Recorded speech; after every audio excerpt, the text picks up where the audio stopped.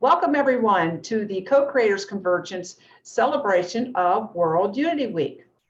I'm Noelle Marshall, and you right now are located in the Co-Creators Global Village. And what that means is there's about 4 different organizations that went together. We created our own little village inside of World Unity Week, and we brought the best of the best to share. And it's really worked very well this week. And so, by the way, my name is Noelle Marshall, and I'm one of the co-founders of the Co-Creators Convergence. And I consider Kathy Mason, my dear friend, also a co-founder of the Co-Creators Convergence, because she has been such a supporter for many, many years. And she always brings us fabulous guests. And I always get to learn something new, and it's wonderful. One of those people is Kelvin. So without any further ado, I'm going to fade away here and pass the talking stick to you, Kathy, and Kelvin, have a great chat. Great. Thank you, Noah. So Kelvin, thank you so much for giving again of your soul. You are such a generous, amazing guide through all these different aspects of life. For those of you that don't know Kelvin, Kelvin is actually has 3 nonprofits that help people in so many ways. And he's an expert on not only afterlife with near-death experiencers, but also helping people through the trauma of losing children and more. So today we're going to talk about, I want to add, and he's my meditation teacher that I didn't even know I needed. I thought I knew how to meditate, but I didn't. Kelvin started learning how to meditate at 19 with the Maharaji, learning TM, and actually traveled the world teaching for Maharaji. And his version that he teaches now of meditation is extremely powerful, but very easy to learn. So Kelvin, tonight we're going to talk about a kind of serious subject, right? Yep. Okay. And Yeah. so how would you like to explain a little bit more about yourself for those people that don't know about you? Sure. So I think I would describe myself as, in addition to, as Kathy said, I'm a meditation teacher and I help people with afterlife issues and people with grief and so forth, regardless of how young or old their loved one, their loss may be, or other losses too, could be financial losses or other kinds of losses as well. But I would describe myself as a thinker. I'm a philosopher on a practical level, somebody who thinks a lot about stuff, and we're going to talk about love in this session together today. So I think about things a lot, and I think about them through the lens of consistency. Is the thinking, in other words, about whatever the topic is the thinking consistent? And is it practical? Does it help us in our daily lives now? It's interesting to talk about theories and so forth, and you know, I can talk about theories, but I tend to gravitate more towards the pragmatic and clarifying, which what we're going to do, I hope tonight together, clarifying some concepts that I think can lead to suffering when they're not clear. So I'm also the happiness or the contentment guy, you know, anti-anxiety, you know, reducing fear, increasing happiness and contentment in life, right? What I love about the way I love learning from you, because I don't know if it's from you having a law degree and going through that training, or if you were always like this, but you make things practical and clear. So there isn't a lot of ego in it. There's just a easygoing factual presentation that people can access. And so much of the jargon, even today, people talking about quantum physics on our stream, and you're like, you get caught on one statement and you've missed the whole rest of it. You don't do that. You simplify it. And you also, in a lot of ways, you make it experiential.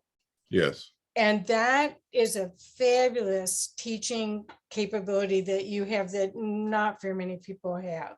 Yeah, I always try to make it relatable, because these ideas can be talked about at this high level, but let's bring them down to our day-to-day level where we live life. And to the simplicity issue that you mentioned, I've always thought for thousands of years, as I've been teaching for many, many years, not just 50 years this lifetime, but you know, if you really understand something, you should be able to explain it in basic subject, verb, object language. You should be able to explain it clearly to people. When you start hearing people kind of go off and jargony and this and that, there's a lot, they may understand it and they may just not be explaining it clearly, but you cannot decide for yourself if they really do clearly understand it, because you get lost. Well, And it's you like know, they're not trying to connect you with their hologram. yeah, Because we all have our own perspective and our own experience. And sure, what you do is somehow the way that you put things into a sequence of order, it allows someone else to take those steps and go there with you and experience it, rather than the and it isn't just jargon, it's just that you don't know what they mean. That yeah, a word like paradigm or like or quantum or whatever, a lot of those words, they're now thrown around, like love, like what we're going to talk about today. exactly what we're going to talk about today. These concepts, I think, are of course universal, but how we understand them is very individual. And the issue then becomes, what is our interpretation of these commonly held concepts? And to me, the more clearly we can understand them in simple form, the better we can actualize, meaning execute on them in our daily life. Because it's easy to talk about love, but how do you do that with somebody who's hurtful? And how do you manage that? I mean, those kinds of more nuanced areas that to me happen in everybody's daily life tend to get washed over and kind of whitewashed, and like, well, everybody should just love everybody. Okay, I get it. You know, I understand the Beatles song. I understand the, you know, the intent behind many of these Save the World concerts, and they're well-intentioned. I'm not throwing water on them, but okay, then what? After you've had the concert, what happens when everybody goes home? You know, that's Right. that's the level I want to talk about, you know? Well, the other thing is that I'd like people to understand about the value of working with you is that there is an aspect of self-love that you present without even calling it that, but that is the essence of what you're doing, that is a skill. And you actually teach people, you don't tell them exactly what you're doing, but that's what you're doing. And Yeah. once that's the only way you can give love, is if you've given it to yourself first. Exactly. So that's the other aspect that I just want to compliment Because when someone's really hurting or they're going through a huge transition, a huge amount of chaos, especially if it's unexpected, they need that self-love awareness in order to get back to restructure their lives. Yeah. And I've found through my own personal journey and my memories go back 6,000 years, different lifetimes and so forth, but that over in this journey that I'm aware of, that's probably gone back millions of years, but I'm aware of about 6,000 of them years, that where that happens, that you're talking about, that the kind of to me, it's the intersection between two different things. It's understanding and it's experiential. It's experiential, meaning, can I get a better, a deeper, or more, a broader, when I say better, a broader, more comprehensive view and experience of myself through meditation, for example, expanding my conscious capacity for experience the vastness of my own mind, and then thereby have an easier time experiencing the vastness of the universe and other people and so forth. That's experiential, but also understanding, meaning clarifying the nuances of my own understanding. And then I try to impart that to my students to help them clarify in their own way, in their own minds, whatever tidbits they may take from me in my classes, to help them understand better. So to me, it's the intersection between experience through one's own expansion of one's own consciousness experientially, but also understanding from a rational standpoint, does this make sense? Does this interpretation make sense? Is it consistent with some of my other interpretations? And so I've spent lifetimes thinking about this, and especially this lifetime kind of pulling it together. And that's what this book is about. Yeah, as I see you putting it, and so I'd like to show it. This is one. Kelvin has two books, and I couldn't find the other one, but it's here somewhere. Oh, here's the other one. Okay, thank you. Overcoming the other one, Overcoming the Fear of Death. Yes. But the purple one, we're going to be talking about some of the 67 essays. We're not going to talk about 67 essays, but we'll talk about a few of them. The essays, the ideas, the concepts in these 60, it's a collection of 67 essays I've written about love and about living life and life principles and meditation and spiritual concepts.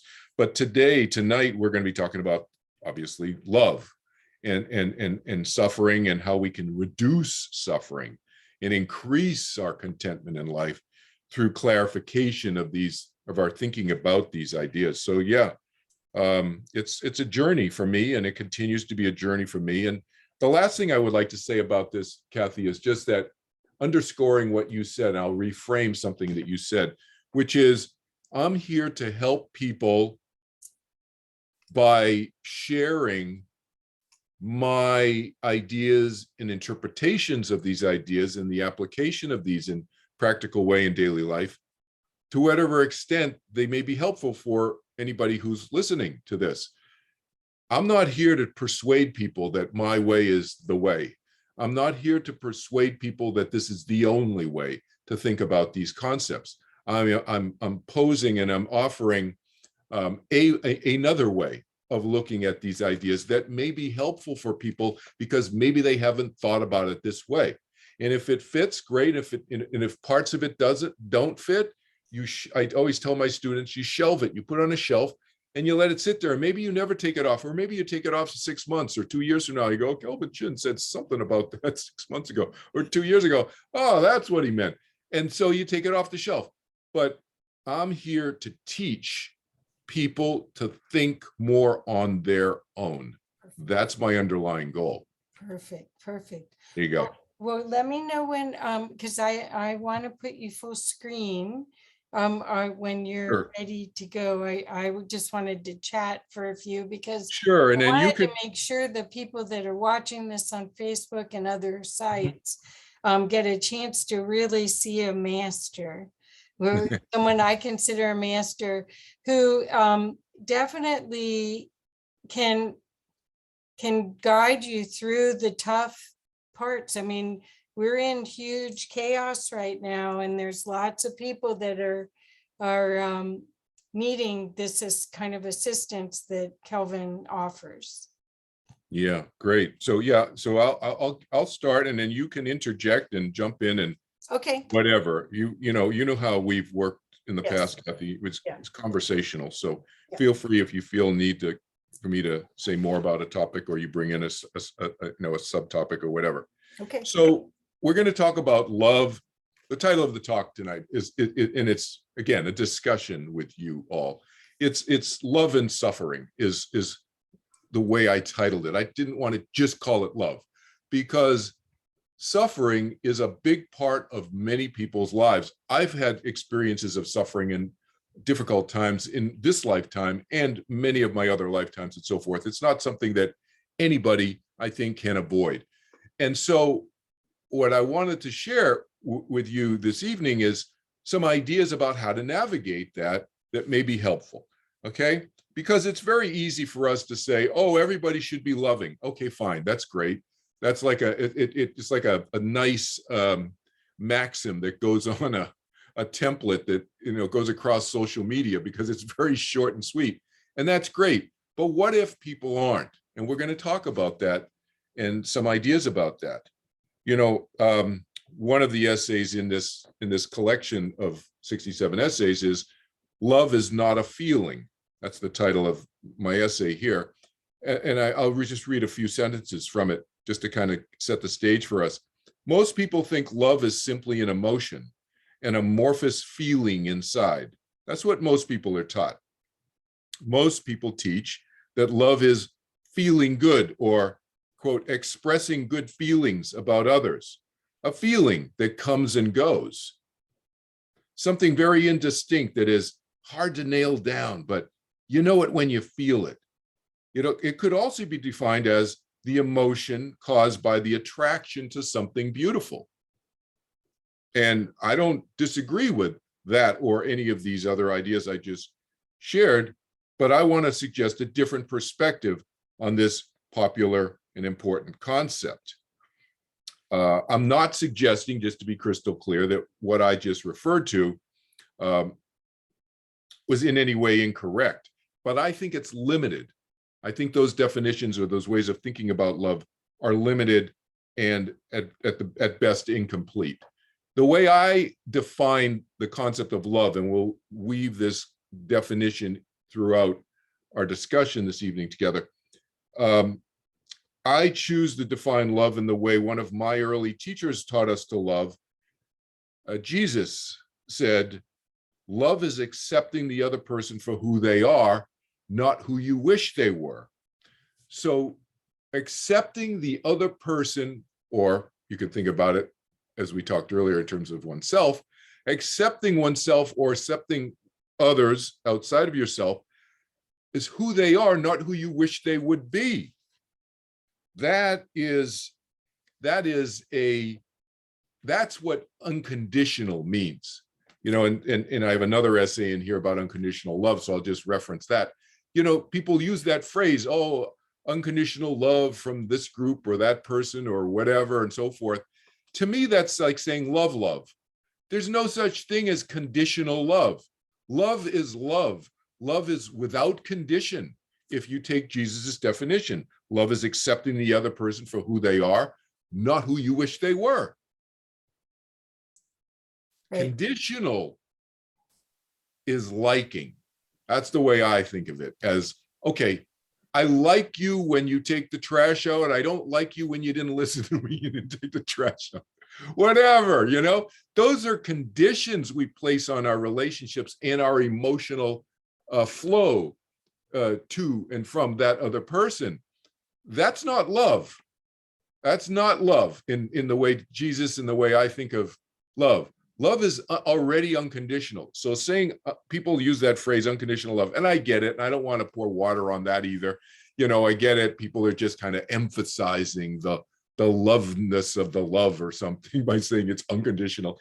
But I think it's important to use language correctly and not use it sloppily, because if we use language is meant to communicate ideas, And we're communicating ideas, not just with the external world all the time. We're communicating ideas with ourselves. And that's the person most people neglect, is themselves. They forget that the first person they're communicating with every time they write something or say something is themselves. So saying this idea of unconditional love, unconditional love, unconditional love all the time is implicitly teaching yourself that there is something like conditional love. Otherwise, why would you call it unconditional love if there's not conditional love? And I would argue and say that that's another point where you can start to create what I call cognitive dissonance. And cognitive dissonance means, those of you who don't know that phrase, it means thinking inconsistently, and our language needs to align with our thinking and therefore our belief systems. Otherwise, by the time it gets out to our behavior, it's all out of whack. And so I prefer to just be very clear with myself. This is Kelvin talking to himself right now, about this whole idea of love being love. It's not a conditional or unconditional concept. Liking, yeah. Sometimes I like people, sometimes I don't like people. And that would be the accurate use of language. Otherwise, why do we communicate? Why do we use language if we're going to use it incorrectly or in a sloppy way? You know, and that goes for this side and the other side. Since we're, with this group, we can talk about that. You know, if I was at the public library talking about this with the general public, I wouldn't say this, but beings on the other side are equally sloppy with their language, quite frankly. They are minds just like they are here. And because they don't have a physical biological body, doesn't mean that their thinking is without cognitive dissonance. So you always have to filter. So whether it's the dry cleaner on this side, or whether it's the dead dry cleaner on the other side, who's now a light being, who didn't tell you that his previous incarnation, he was your dry cleaner who was giving you the same advice when he was in his body, and now he's a light being giving you advice on the others from the other side. So filter. Everybody, everybody, I think deserves that. We all deserve that, to your point about self-love. So again, I think by thinking more clearly, first of all, in Jesus' way, love is, accepting the other person for who they are, not who you wish they were. That's the beginning of starting to avoid pitfalls in creating unnecessary suffering for ourselves. For example, people might hear that phrase that I just said, or that definition, loving the other person for who you are, who they are, not who you wish they were, and they still may not fully understand it. Let me break it down for you. So that does not mean you love everybody, you treat everybody equally. This is a misinterpretation, a misunderstanding of how Jesus was teaching, and he's a very loving being. And so it could easily be misinterpreted by people when you observed him, because he embraced and he took people for who they were. And so you would think, if you were just observing him, you could incorrectly conclude that he was treating that person who was not a very nice person as equally as this other person who expressed themselves as a very giving, loving, kind person. On one hand, yes, he's treating them the same by accepting them for who they are, but he's not blind to the fact that the person who may have been hurtful was hurtful.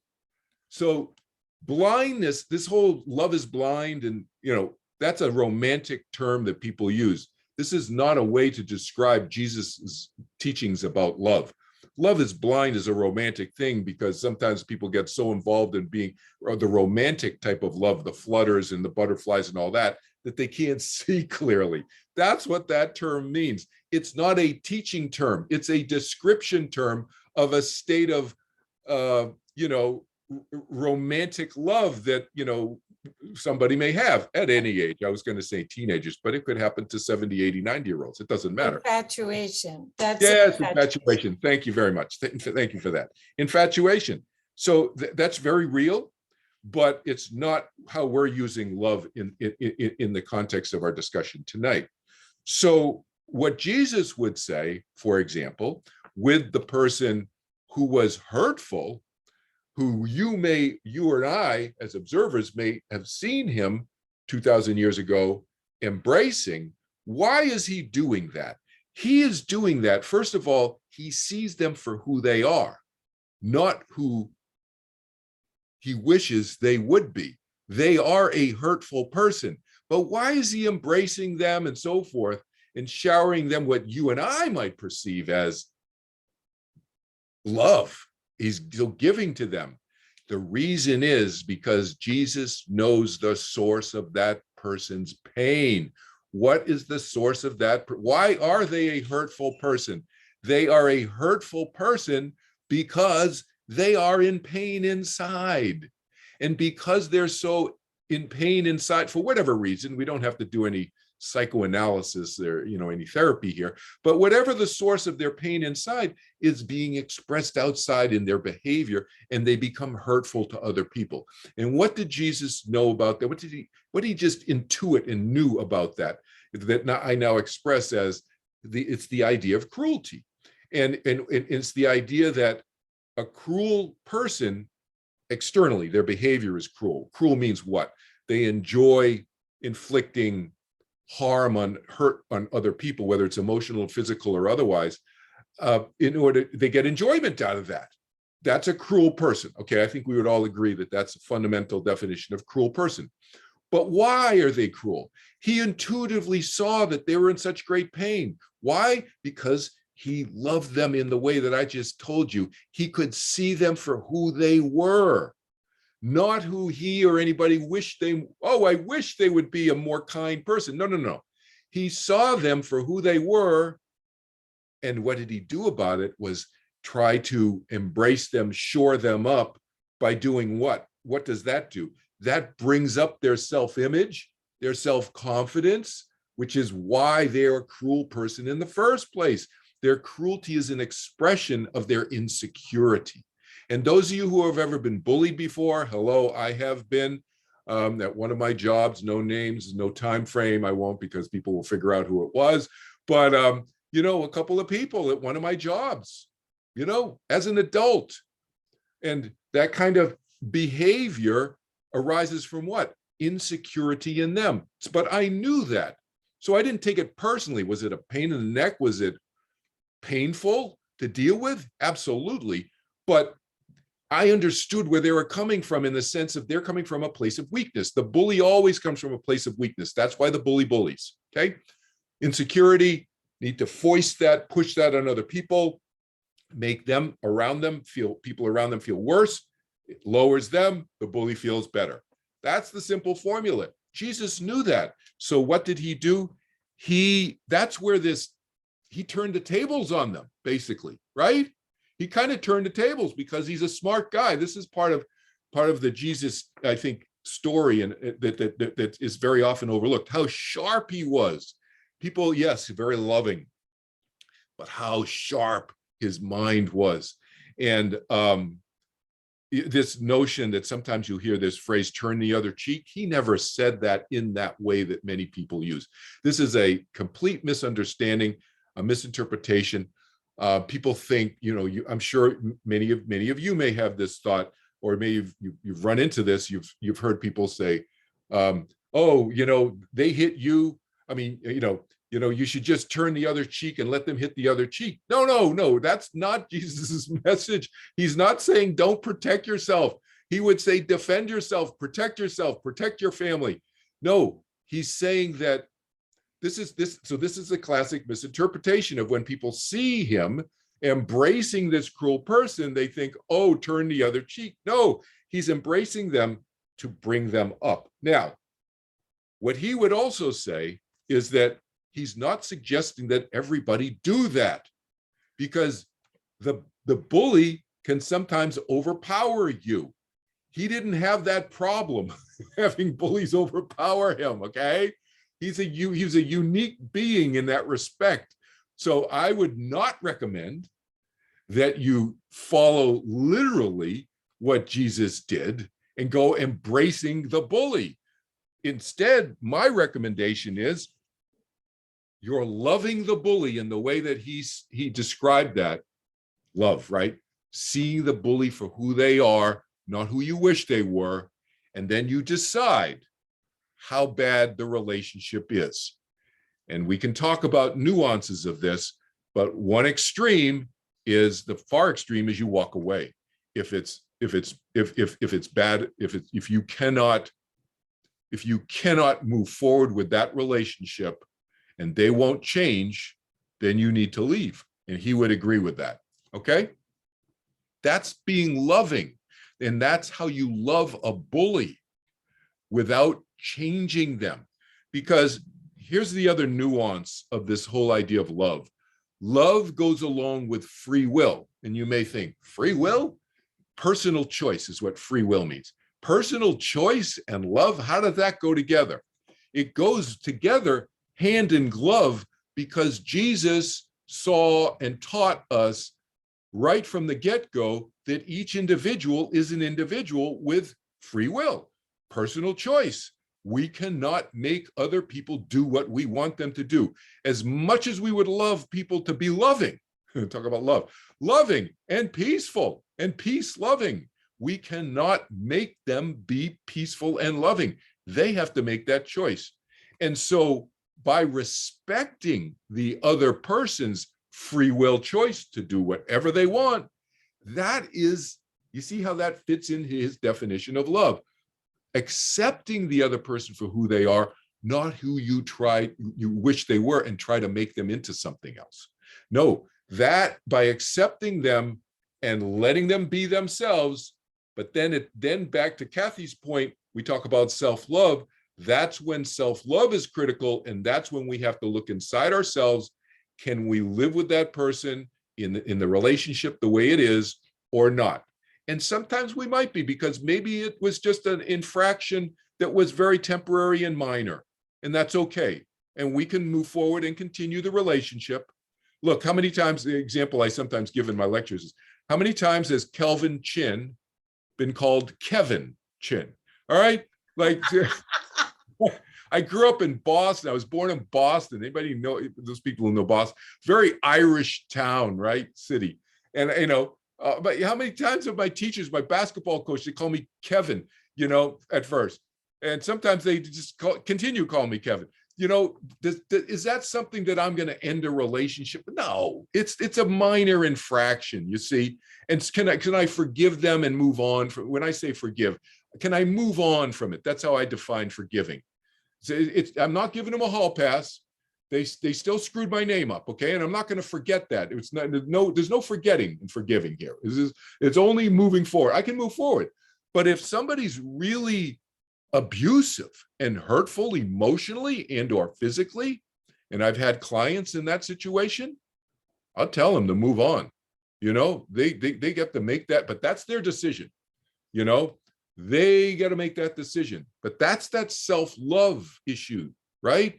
How much do we really love ourselves? Can we honor that within ourselves in order to move on, even if the relationship might have some, oh, but we live in such a nice house, or, oh, he takes me to such nice restaurants, or whatever, or she's such a great cook, but she's abusive me. It could be male or female. I don't want to be gender specific here, because I've been abused by bullied at work by women. So it's like, you just don't know. But you got to decide, at what point is your sense of self-worth, does that supersede you being in that relationship? Yeah. Did you want to say something, Kath? Well, I guess I'm curious about the suffering part of all of this. Yes. Because suffering is voluntary. I mean, it can be self-inflicted. Is that what you mean? Right. Yeah. Well, yes. I think a lot of Buddhist teaching talks about suffering, and it's your perspective on what is in your environment and how you interpret it, and then you cause yourself to replay the scene enough so it creates suffering. So there's a couple of new angles in what you're talking, levels, kind of degrees of what you're talking, or perspectives of what you're talking about. I guess perspective is, I was trying to figure out the right word. Different perspectives on what you're talking about. So there's the self-inflicted suffering because of perspective or your interpretation of an experience and how you respond to it. Right. But there's also how we act and how we behave. So there's the internal, what you're talking about, but there's also the external behavior that we have. And so what I'm talking about right now is the external behavior. I see. So do we choose to move on or not? That's a very personal choice, and I can't make that for each individual. We each have to make it for ourselves, right? But what I do is help people clarify where, like in the forgiveness is an essay in here on forgiveness, the nuances of forgiveness, I call it here in the essay. And so, for example, to weave in this idea of love that we're talking about in this idea of suffering and how to avoid suffering, the phrase that I use in this essay is forgiveness as I accept what you did as an expression of who you were at that moment, and I'm either okay with it, I'm not okay with it, I'm really not okay with it, or it's a deal breaker. Those are the four degrees. I call them the degrees of forgiveness. And so, but you see, the key word is here, and it just ties in this idea of love, the way we're defining it, the way Jesus talked about it, is I accept what you did as an expression of who you were at that moment or moments. I'm accepting that. That's who you were. I'm not trying to change you. That was your free will decision to act in the way that you did. I don't have control over that. I'm acknowledging that, okay? And then you have to decide, but depending on what degree, how bad it is and how it affects you and so forth and so on, what your action is going to be. So that's a little bit different. This is action oriented. You're right. However, in some situations, we can cause ourselves suffering by looking at something that's really not that bad, and we can make ourselves suffer from it. Right. Because we lose perspective. That's a different type of suffering. And that falls into what I often say in my lectures and some of my essays here. I call it's the as compared to what issue. All right, we always have to have an as compared to what. Otherwise, we don't have a perspective. That's what perspective means. And the more life experience you have, the more you've paid attention to life and paying attention to people and how they behave and what kind of of energy. You want to get very abstract, you can talk about feeling people's energy, and then their energy leading to the certain thinking and their belief systems and their behavior. Externally, it manifests. All of that, paying attention to all of that can lead to less suffering. Right. Yeah, right? Because then we have a better perspective. It's the as compared to what. And we kind of, and that's, to me, very important in life. I'm a big proponent and teacher of learning from observation of behavior, not judging other people's internal intents. Sometimes you can guess about that, and sometimes you're wrong about what their intent is. So that's really shaky ground. But observing their behavior and judging their behavior, absolutely. I'm a big proponent of that. We judge people based on their external behavior, and that's, again, dovetails into the forgiveness idea. And then we decide where they fit and how intense it is and what the degree is and so forth, and we act accordingly. Does that help? Yes, thank you. Thank you. Yeah, because if we don't apply these kind of filters, we'll call them, in which to look through and assess people and their behavior and their actions and so forth, we open ourselves up to tremendous suffering. And that's what Jesus was trying to avoid. He didn't have many years to be teaching. And so I'm trying to bring out some of the nuances that he shared with many of us. There was a core group of 50 to 100 who spent a lot of time with him. You hear about the 12 and all this stuff, and it's just it was true, but it was also a nice exaggeration, I would say. that's been passed down. But there was really a really good core group of anywhere from 30, 40, 50 to 75 people who spent a lot of time with Jesus, and many of them are here on planet Earth now. And so they can help share some of the nuances of this idea of love. This idea of self-interest, for example, is another idea of his that I talk about here in one of my essays about self-interest. Now, he didn't call it self-interest, but he talked about this concept, and I've pulled this concept out of his teachings and so forth and talk about it in my own 21st century language. That's why I call this 21st century meditations on living life. So it's the linguistics, the languaging, we would call it self-interest. And self-interest is not the same as being selfish. That's also under this umbrella of love and loving oneself and self-love and everything. That's a very, very misinterpreted, especially in spiritual circles. People say, oh, I don't want to be, self-interested. Oh, no. And people start running away. They say, oh, I don't want to be selfish. That's a really big mistake, because that leads to suffering. That's another source of suffering, is a misunderstanding about self-interest. We are all self-interested, but there is a spectrum of self-interest. So yeah, you can be so self-interested that you can be selfish. That's not good. But being self-interested per se is neutral. It's neutral on the spectrum. It's not good or bad. It's just the way it is. We're all looking out for ourselves, as we should. And if we're not looking out for ourselves, so this is where suffering can enter the equation. If we think being self-interested is bad somehow because we went to some spiritual workshop and they were banging us in the head about not being selfish and self-interest, and they were using those two words to interchangeably. See, this is where that cognitive dissonance and the languaging is very important. Then you start thinking, oh, I'm not important. And then you start not loving yourself, because you think it's being selfish. No, loving yourself is being self-interested. It's neutral.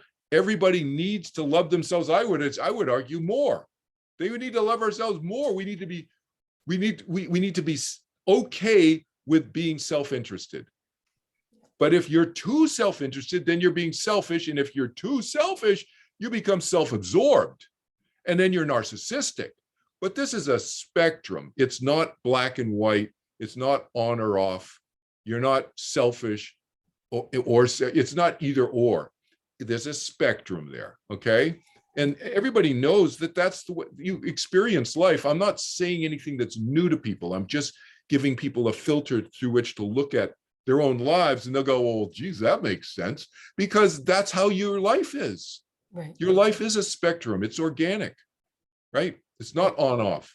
Our life is not binary, but it's easy to write a maxim and stick it on social media that's binary, Yes. And you got to be careful of those. And that's been actually the paradigm that has caused us to be where we are right now.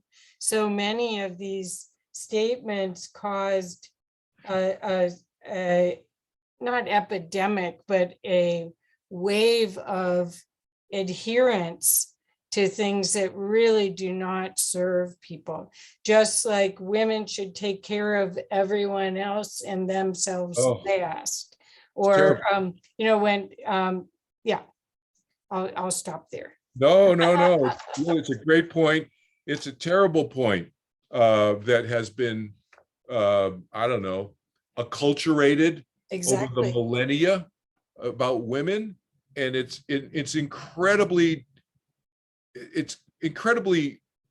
hurtful to humankind, not just women. I mean, the women definitely, obviously, they're the focus of that hurt, but it's terrible for the men. The men don't realize it. They just don't have the perspective. Those men who have promoted this kind of thinking.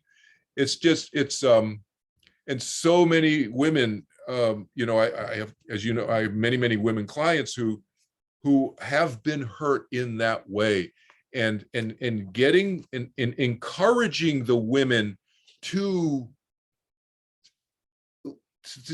use an example, to use a visual example, to fly out of the cage when the cage door is open. Yes. I mean, that's not that. There are many women who are in situations, whether it's in work or personal relationships or family relationships or whatever, where they could fly free and they choose not to because the culturation is so deep and it's so long, Kathy. It's not just this lifetime for that woman. Let's just a hypothetical woman A, Yeah. hypothetical woman A. It's not just one lifetime. It's hundreds of lifetimes for that woman, probably. I'm just conjecturing, but many, many thousands of years of that acculturation. And it becomes comfortable because it's familiar, even if it's unhealthy.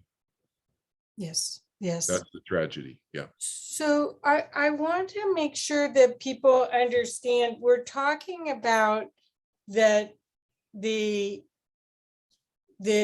concept of love is different, or it can be simplified and used in a much more efficient way than what we're doing right now. Basically, our language is not supporting. It's too general. It's too general to say the world needs love. It's okay. It's like it makes a great song chorus and all that. Okay, great. But it's not practical. That's the thing. I hope that's what people are drawing from what I'm getting at in this talk with you, this discussion is how can we make this concept practical on a daily life basis? Because it's the nuances, it's the gray areas. That's where life is lived. When everything's kumbaya and everything's, that's not when you really meet who the real person is. Right. It's when things are tough. That's when you get to meet who is that person really in a tough situation. Are they really a kind person or are they not? When the chips are down on them, what do? Are they still giving or are they a taker?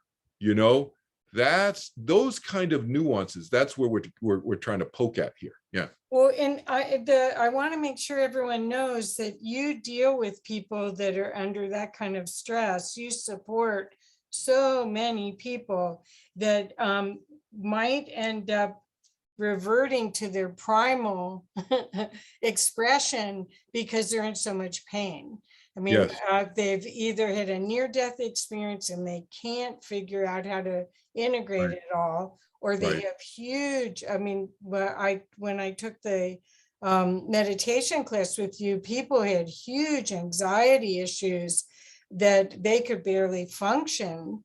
Exactly. So you're helping those people, and then you're also helping people that have lost a child or have some big loss. So these are people that are getting back to maybe a core part that they don't really like about themselves. Exactly. Yeah. And how can we really give and love when we feel so empty and depleted ourselves, whether it's from an emotional strain or anxiety or whatever?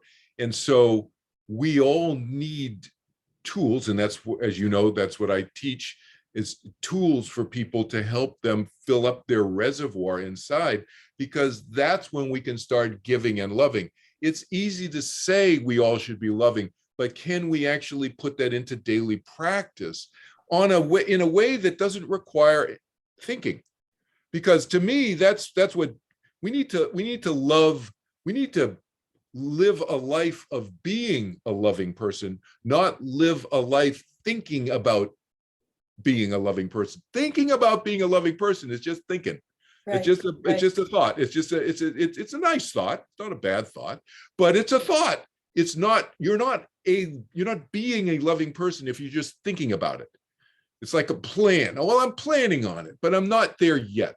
Well, We what I more want to people being. compliment you about is that by doing your classes, you have exposed us to a bigger version of ourselves. Yes. So when we start to think about anything, we're not thinking, I don't know what's going on outside.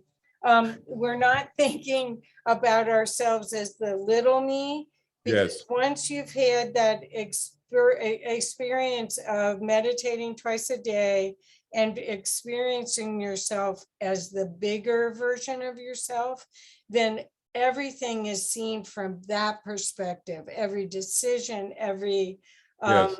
every interaction is there's not the you don't have to make everyone wrong so you're right. You don't even have to care. There's more room for acceptance, which is Jesus, Exactly. which is the definition of love.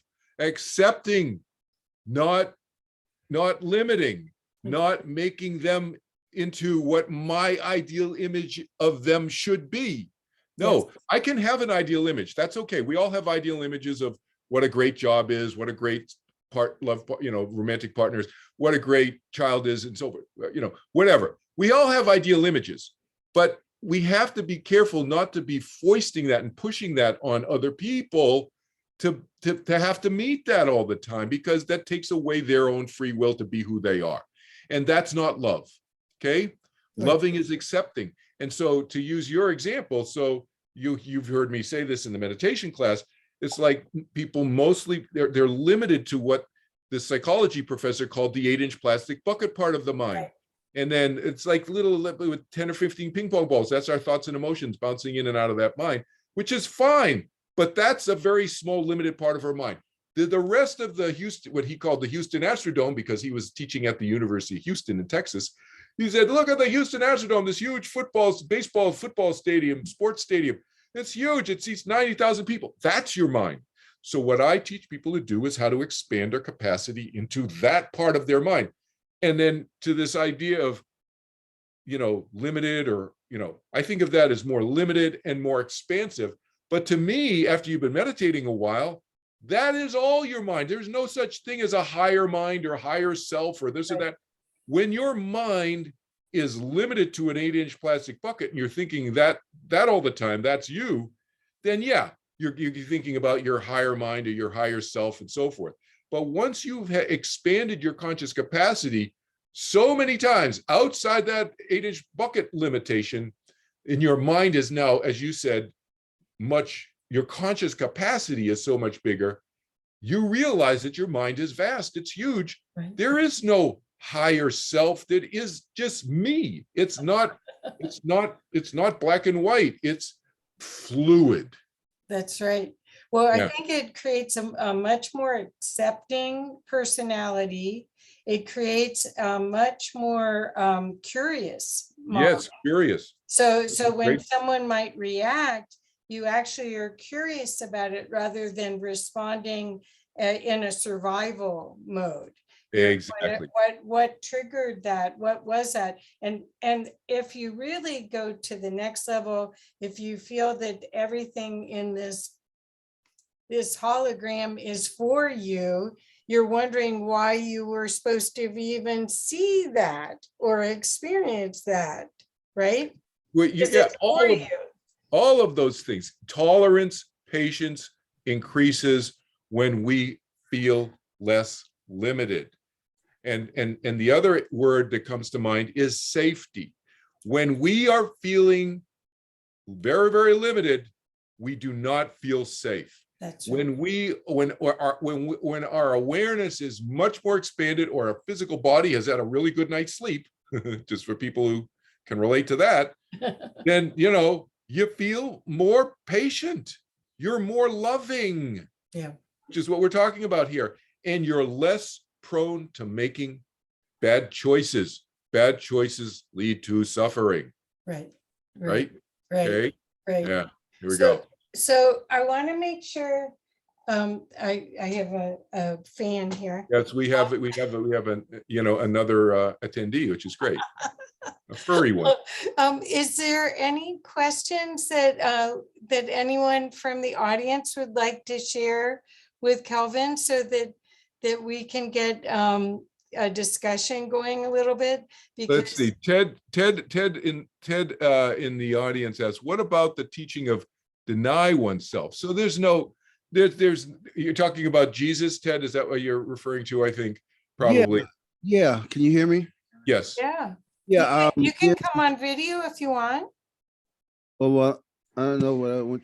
Let's see. There you go. You're good. Good. Yeah, you know, in Christianity, there's this teaching, that Jesus said that one must, in order to follow him, you have to deny yourself, self-denial. There is a large uh, teaching, actually, honestly, in those circles about, you know, denying yourself. And so I just wanted to, you know, get your feedback on that. Yeah, no, he didn't he didn't he didn't say or mean deny oneself in the way that people interpret that phrase. That's something that people have added to. Many of the teachings have been added to the Bible, as you know, Ted. Yeah. Yeah. In your study of the Bible, you and I have talked privately about this, so you know that many things have been added, and the official Bible wasn't agreed upon by the 300 plus bishops in Nicaea until they voted in around 360 AD. So this was almost 400 years after Jesus died. Right. The Bible was, you know, pulled together. That's the New Testament, and of course the Old Testament, et cetera, the whole thing. So yeah, a lot of things were added. That's something. So that, you know, really, Jesus is teaching, deny that, oneself. well, In fact, his message was seek the kingdom of heaven within, which what he meant by that was close your eyes. He didn't say close your eyes and meditate, but we did this. We close our eyes and we meditated. No, we didn't call it meditation. He says seek the kingdom of heaven within. But that's why when I teach meditation to Kathy and others like you and Ted and so forth and others, that you have that more expansive experience, because that's the kingdom of heaven within each of us. right. I'm just saying it's really, I mean, I'm a lot different person today. However, but from what I see from that is that there's so many people being taught to not like them. So it's almost like, don't love yourself. That's really saying, don't love yourself. And if I don't have self-love, I'm in the world of trouble, you know. And Yeah. but to me, it's more like saying, and it's really being propagated a whole lot, and it's mixed up with being humble. That's really another Yes. Yeah. And there's an essay on page 241 here in the book, Ted, Love and Self-Interest. And I talk about this idea that you're talking about. And where does it come from? I think it comes from, you know, whoever put these ideas out there, whether it's from this side or the other side, because there's a lot of stuff was flowing back and forth in the creation of the Bible back in the early 300s. Where this happened, I think, was out of control. I think that to control people, then let's make them feel demeaned. Right. Not as big, not as whole, not as complete. Right. And we, whoever the we is, you know, pick, you know, whatever you want to fill in the blank, the we will make you feel complete. And so then you have to go through me, whether it's a priest, high priest, whether it's in Egypt. I'm not picking on Christianity here. It could be the high priest in Egypt, in ancient Egypt. It could be Sumeria, 6,000 years ago. It could be it could be post Jesus Christianity. It could be anyway. Right. Zoroastrianism, one of the most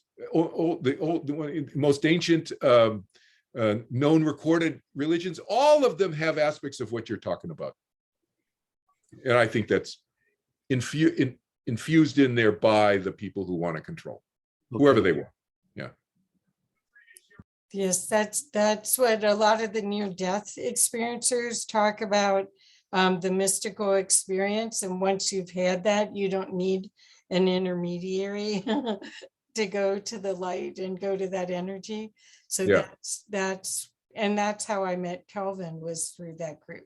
So yeah. So Kelvin, I'm sorry we're out of time. You know, Great. We'll have to do this again as we do. Yeah, I hope it's been helpful. I can. I hope it's been helpful for people, because again, my goal is to help people, regardless of what their belief is, their cultural background and so forth. I have clients now in I'm up to 58 countries now. I just got a client in Iran. So he's my 58th country, Iran. And so I'm here to help people. It doesn't matter culture, religious background, no religious background, atheist, agnostic, it doesn't matter. You know, belief in an afterlife, doesn't believe in an afterlife, doesn't matter. I'm here to help people live life more fully because this is where we are here. That's perfect. Well, thank you. Yeah. Everything you do is top notch and elegant. I really appreciate your style. You're a great model for a lot of people, for communicating clearly and creating a simpler world. This is really what we're talking about, is focusing on the good stuff and not putting much attention on the bad stuff. Yeah, So there's a lot of good stuff. There's a lot of good stuff to enjoy in the world. There is a lot. So Yeah. Kelvin, I want to make sure I put kelvinchin.org in Uh-huh. the chat, but is that the best way to reach you? Yeah, kelvinchin.org is my main nonprofit website, and I have several others. And probably the easiest thing, if they can't even remember that, they just remember my name, put the L in Kelvin and remember my name, and they Google my name, and you know, all the websites will come up. But on the bottom of any page on any of my 4 websites are hot links to the other 3. So that's the easy way also. And then you should check out my YouTube channel and so forth. Yes, you know, yes. 100 YouTube videos there.